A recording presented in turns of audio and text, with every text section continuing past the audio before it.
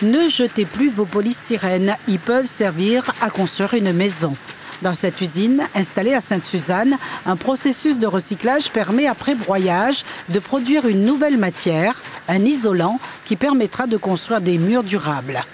Du polystyrène broyé, mélangé à du sel et de la vapeur, donne un bloc qui peut prendre la forme que l'on veut.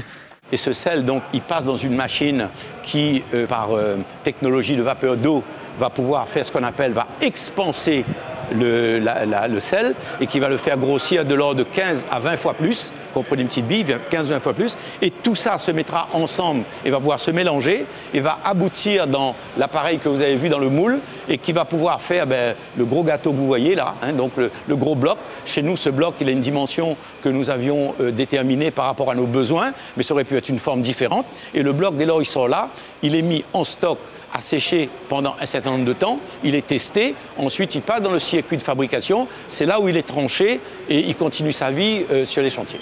Le bâtiment étant le plus vieux métier du monde qui génère le plus de contraintes au niveau environnemental, ce nouveau polystyrène permet de l'éco-construction et offre une certaine solidité, même utilisée pour un escalier par exemple.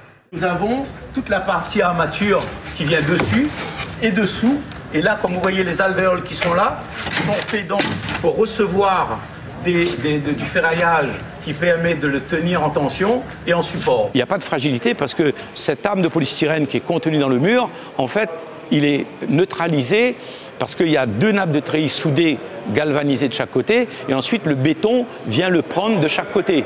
Donc il a juste un rôle d'isolant. On ne lui demande pas de jouer un rôle de structure. C'est la partie structure est assurée par le treillis soudé et ensuite le béton qui est projeté, c'est un micro-béton structurel composé de fibres et composé de 400 kg de ciment. Ce n'est pas un mortier, c'est un véritable béton. Selon le promoteur, quelques maisons ont déjà été construites dans le département, rien encore dans les bâtiments publics.